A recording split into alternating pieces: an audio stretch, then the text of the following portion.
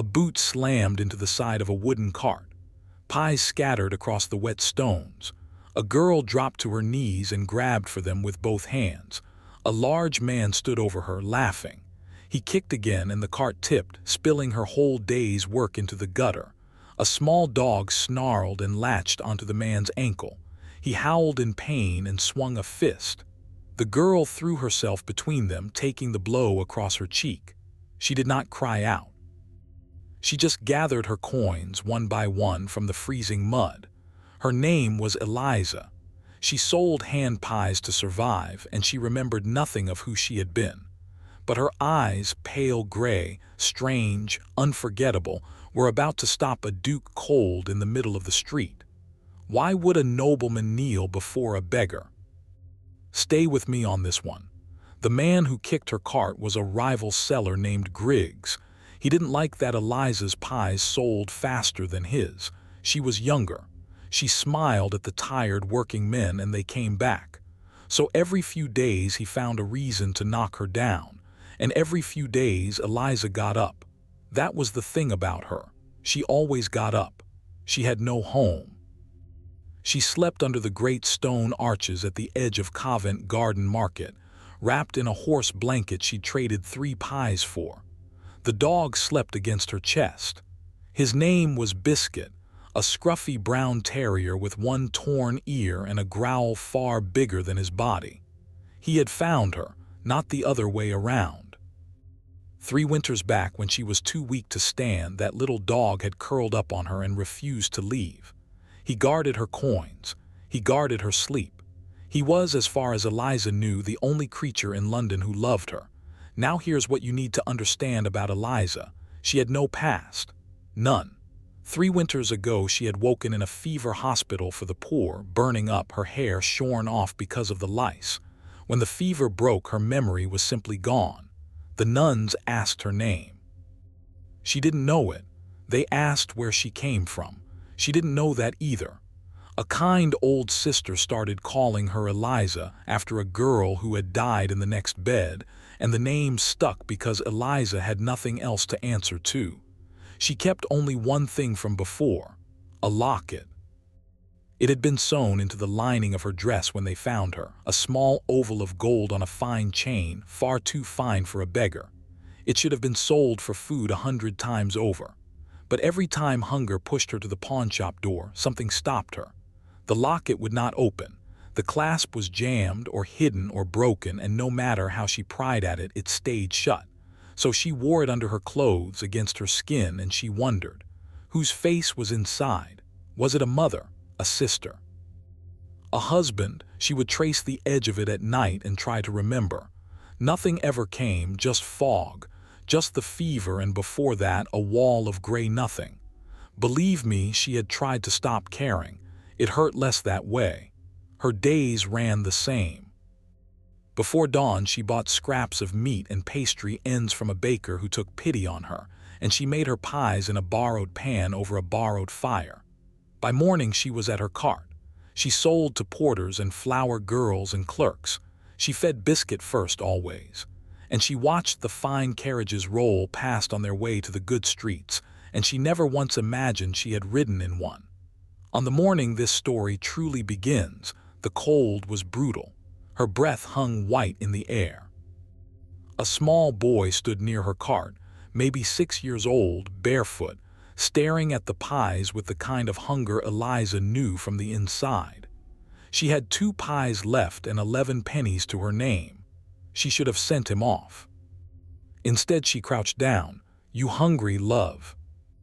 The boy nodded, too shy to speak. She reached for a pie, and that was when the carriage stopped.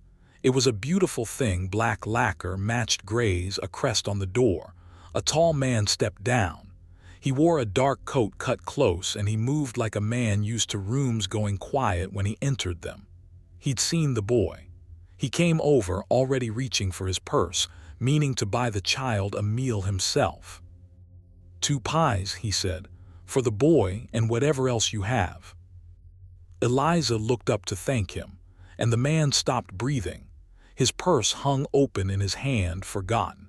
He was staring at her face like a man who'd seen a ghost climb out of its grave.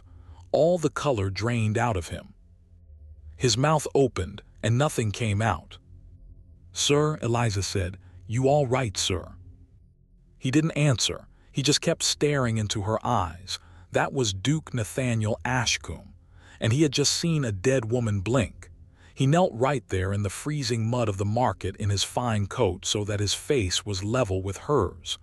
People stopped to gawk. A duke on his knees in front of a pie seller.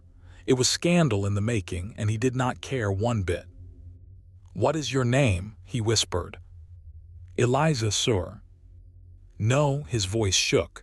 "No, that's not. Where are you from? Who are your people?" "I've got no people, sir." She said it plain, the way she'd said it 1,000 times. "Fever took my memory 3 winters back. I don't know who I was. I sell pies. That's all I am now." The Duke pressed a hand over his mouth.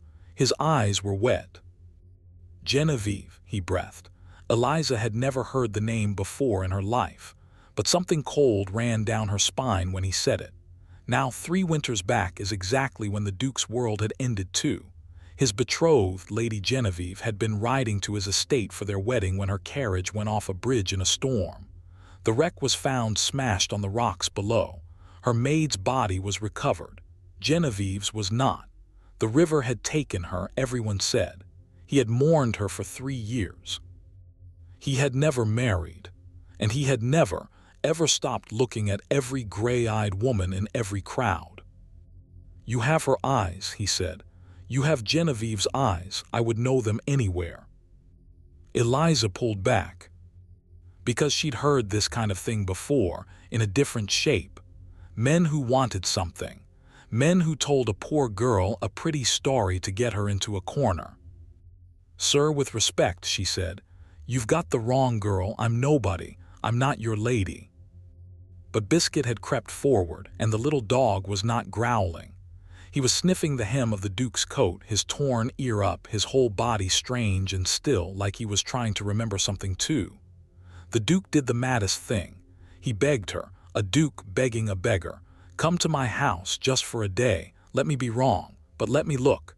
If I'm mad, I'll pay you a year's wages and send you home in a warm coach. Please." A year's wages. Eliza could feed herself and Biscuit for a year on that. She looked at the boy still holding his pie. She looked at the fine gray horses. She looked at this trembling, weeping nobleman kneeling in the mud, and she said yes. God help her, she said yes. If you're still with me, hit that subscribe button now, because what Biscuit finds inside that house is the part nobody sees coming. The house was the biggest thing Eliza had ever stood inside. Ceilings high as a church. A staircase wide enough for 6 people. Warmth everywhere, real warmth from real fires, and she stood dripping mud on a floor that cost more than she'd earn in 10 lifetimes. The servants stared. The housekeeper, a stiff woman named Mrs. Pole, looked Eliza up and down like something the cat had dragged in. "Your Grace," she said carefully, "who is this person?" "This," the Duke said, "may be Lady Genevieve." The silence after that was the kind you could cut. A footman actually laughed before he could stop himself. Mrs. Pole went pale with anger. "Your Grace, that girl is a market beggar. Look at her. Look at her hands. Lady Genevieve had the hands of a lady. This creature has been mistaken for our mistress by grief. Forgive me, but the whole house has watched you chase this ghost for 3 years, and now you bring one home off the street." "Mrs. Pole," the Duke's voice was quiet, but it stopped her cold. "Watch how you speak."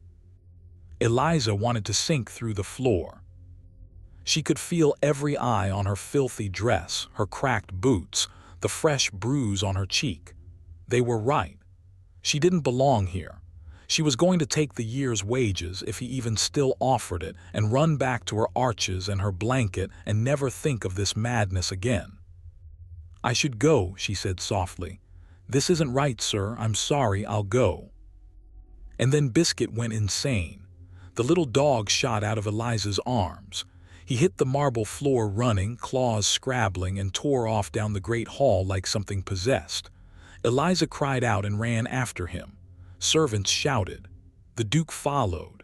Biscuit rounded a corner, flew through a set of open doors into a long gallery lined with paintings, and then he stopped. Dead stopped. He sat down in front of one single portrait out of the 50 on that wall, and he began to whimper. High and broken and desperate, the way a dog cries at a grave. His tail was down. He lifted one paw toward the painting and pawed at the air, and he would not stop crying. Eliza reached him and looked up to see what had undone her dog. It was a portrait of a young woman in a pale blue gown, gray eyes, a soft, half-hidden smile. And in her lap, painted with care, a small brown terrier with one torn ear. Eliza's knees went out from under her. The Duke came up behind her, and his voice was barely a sound. That is Genevieve, painted the summer before the wedding. And that dog in her arms, that was her dog, her puppy, named Biscuit. He vanished the night of the wreck. We searched for weeks. We never found him. The whole gallery had gone silent.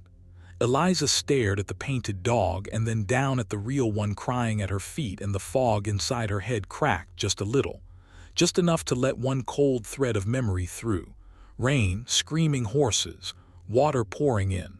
A small, warm body pressed against her chest as the world went sideways. She gasped and clutched her head. "No," she whispered. "No, that's not, I don't." "Eliza," the Duke knelt beside her. "The locket, you said you had a locket." She went still. Slowly, with shaking fingers, she drew it out from under her collar, the little gold oval, the one that would never open. The Duke's face crumpled the moment he saw it. "I know that locket," he breathed. "I put my own portrait in it. I gave it to her the day I asked her to marry me. It opens with a hidden catch on the side. No one else knows it's there." He reached out and he did not touch her, only the locket. His thumb found a spot on the rim, pressed and turned.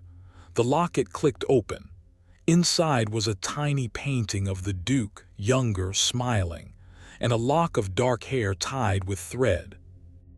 Eliza stared at his younger face in her own hand, and the room began to spin, and Biscuit pressed himself against her side and would not stop crying. And somewhere very far away she heard herself start to weep, because she did not remember this man, and every part of her body did. "Now stop and think about where we are. This should be the happy ending." The dog knew her. The locket opened. The Duke was right. His lost Genevieve had come home, but that's not what happened. Not yet. Because the truth in that locket did not only bring the Duke joy. It brought him a problem that could destroy them both. They gave her a room, a real bed, warm water, a nightgown softer than anything she'd ever touched. Mrs. Pole, chastened by the portrait and the locket, brought her broth herself and could barely meet her eyes. Biscuit slept in the crook of Eliza's arm on silk sheets, as if he'd always known this house, and maybe he had. For one night it was peace. Eliza lay awake and let herself, just for a moment, believe that she had a name, that she had been loved, that the fog might lift.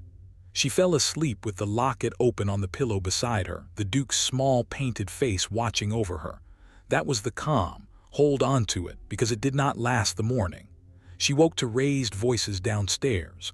A man's voice she didn't know, sharp and cold, cutting through the whole house. She wrapped a shawl around herself, crept to the top of the great staircase and looked down. A gentleman stood in the hall, gloves in one hand, tapping them against his palm. Older, gray at the temples, a hard, clean face. The Duke stood facing him, and the Duke looked furious. "You will not parade this fraud in front of society," the stranger was saying. "A pie girl. My God, Nathaniel, have you lost your reason entirely? Do you know what people are already whispering? She is Genevieve, uncle. The locket. A locket can be stolen. A dog can be trained. You will listen to me." The older man's voice dropped, and something in it made Eliza's skin crawl. If that girl is truly Genevieve Hartley, then everything changes, and you know exactly what changes, so I will ask you once. Are you certain you want to prove it?"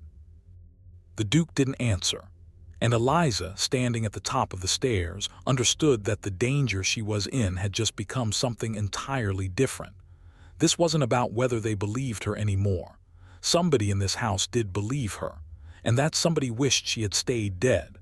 The older man was Lord Percival Ashcombe, the Duke's uncle, and Eliza would learn over the next terrible hour exactly why her being alive was a threat. Genevieve Hartley had not been just any bride. She had been an heiress. Her father, dead now, had left an enormous fortune, and that fortune was to pass through her marriage to the Duke and one day to their children. It was written into contracts. It was law. When Genevieve died, that fortune had gone into a trust, and the man managing that trust, the man who had lived off it, spent from it, borrowed against it for 3 fat years, was Lord Percival. If Genevieve was dead, Percival controlled the money. If Genevieve was alive, he controlled nothing. And worse, an accounting would be done, and an accounting would show exactly where the money had gone. Eliza pieced it together standing frozen on those stairs, and her blood ran cold, because a memory was clawing its way up through the fog now, sharper than before. Not the water, before the water. A man's hand on her arm, pulling her toward the carriage in the storm.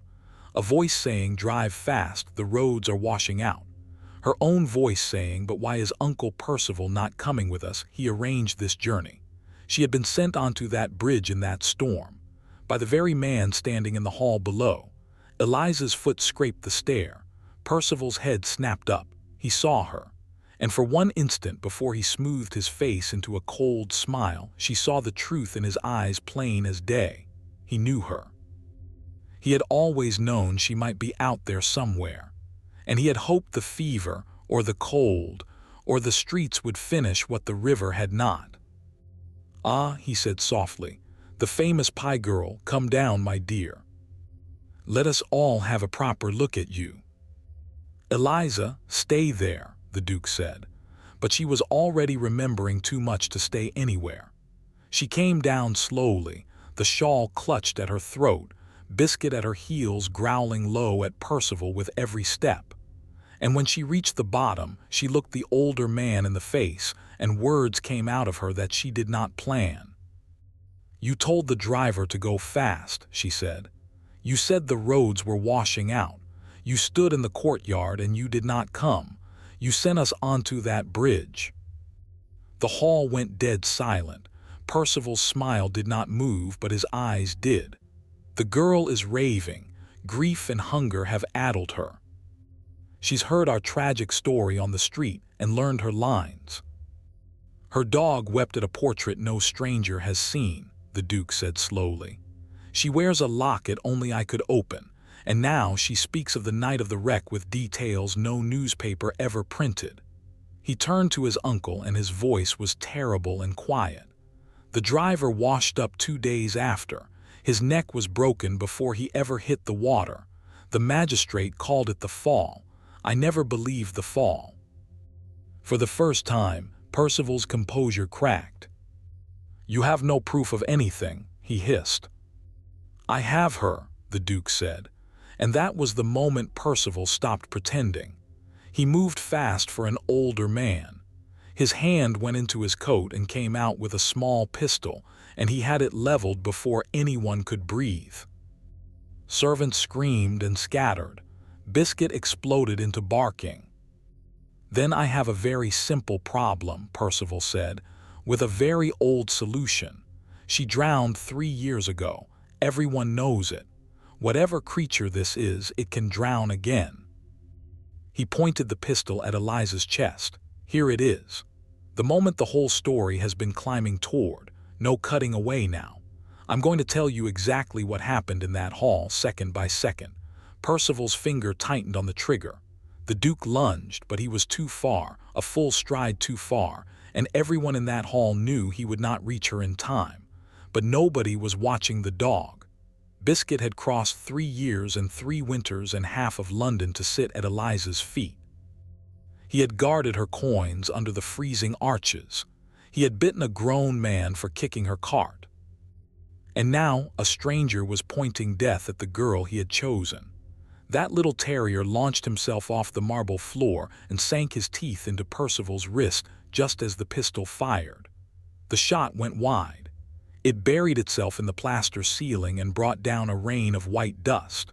Percival howled and swung the dog off, but the ruined shot had bought 1 full second, and 1 second was all the Duke needed. Nathaniel hit his uncle at a dead run.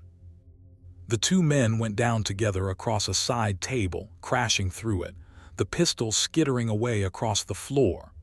Eliza dove for the gun. She got her hand on it, cold and heavy, and she came up onto her knees holding it in both fists, pointed straight at the man who had tried to kill her twice. "Don't move," she said. And her voice did not shake. "You listen to me. I remember it now, all of it. I remember your face in that courtyard. I remember the water. You put me in that river and the river gave me back. So you sit down, and you do not move." Percival froze, the Duke's knee in his back, a beggar girl holding his own pistol on him. The footmen came to their senses. 2 of them pinned Percival's arms. Mrs. Pole, of all people, was the one who ran for the magistrate herself, hiking her skirts and shouting into the street. And the Duke crawled across the floor to where Eliza knelt with the gun still trembling in her white-knuckled hands, and he wrapped his own hands around hers, and he gently took the weight of it away. "It's over," he said. "You can put it down, it's over. I've got you." And the fog broke. It didn't come back in pieces anymore. It came back all at once, a flood, 3 years of stolen life pouring in. She remembered her father's laugh. She remembered learning to dance in the long gallery under those very portraits. She remembered the day Nathaniel had knelt in a garden and pressed a gold locket into her hand and asked her to spend her life with him, and she remembered saying yes, yes, 1,000 times yes, before he'd even finished asking. She remembered being Genevieve. She looked at the Duke's face, this face she had wept over for 3 years without knowing why, and she said his name. "Not sir, not your grace." "Nathaniel," she said. He broke completely. This grand and powerful man just folded and held her, and the 2 of them knelt on the floor of that great hall in the plastered dust with a bruised little terrier limping into their arms, and none of the staring servants said a single word because there was nothing left to say. The magistrate took Percival that afternoon. The accounting the Duke ordered told the rest of the story in cold numbers. 3 years of theft, debts paid, estates gambled, a fortune bled almost to the bone. But the worst of it was not the money, and everyone in that courtroom knew it. Percival had arranged a wedding journey in a storm. He had paid a driver to take a failing bridge at speed. He had killed that driver 2 days later to keep him quiet. All of it, every bit of it, to keep the hands of a young woman off money he had come to think of as his own. He was convicted on the memory of the woman he tried to erase, on the accounts he could not explain, and on the broken neck of a driver who never should have died in that water. Genevieve stood in the witness box in a proper gown, her hair grown back, her hands folded, and she told the truth in a clear and steady voice, and Percival could not look at her once. He was sentenced. He was taken away, and that was the last the family ever saw of him. But you know, none of that is the part I want to leave you with. Trials end. Wicked men get what's coming. That's fine and good. The part that matters is quieter than all of that. It took Genevieve a long time to become herself again. Understand that. The memories came back, but 3 winters on the street do not simply wash off a person. For weeks she woke before dawn out of pure habit, ready to make pies. She flinched at raised voices. She hid crusts of bread in her room, because a body that has known real hunger does not trust a full table right away.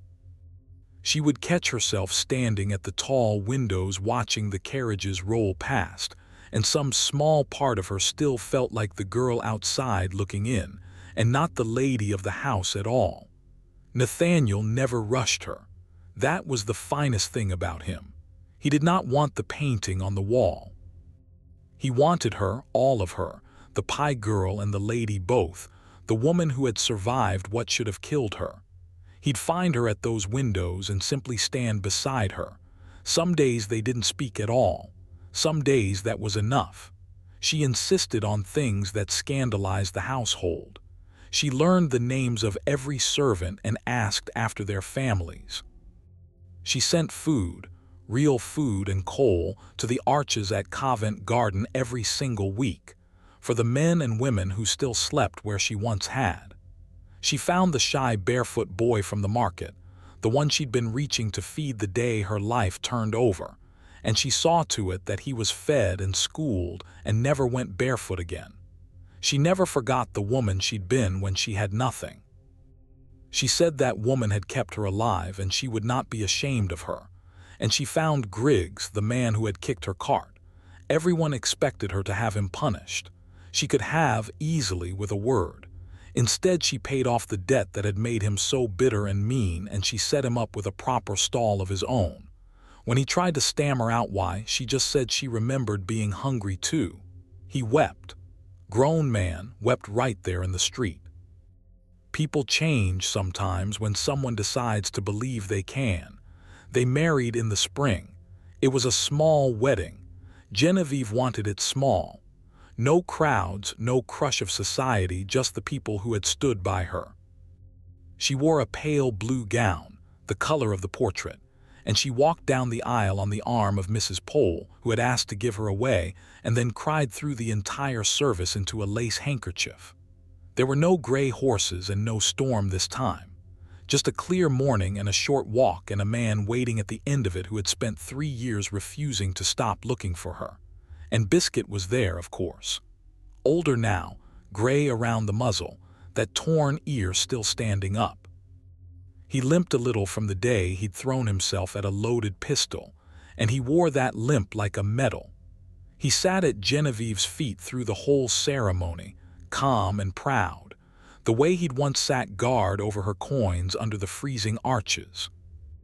When the vows were done, Nathaniel knelt down first before he even kissed his bride, and he scratched that scruffy little dog behind his good ear, and he said, "Thank you, old friend," because they both knew. Without the dog, there was no locket, no memory, no truth, no her.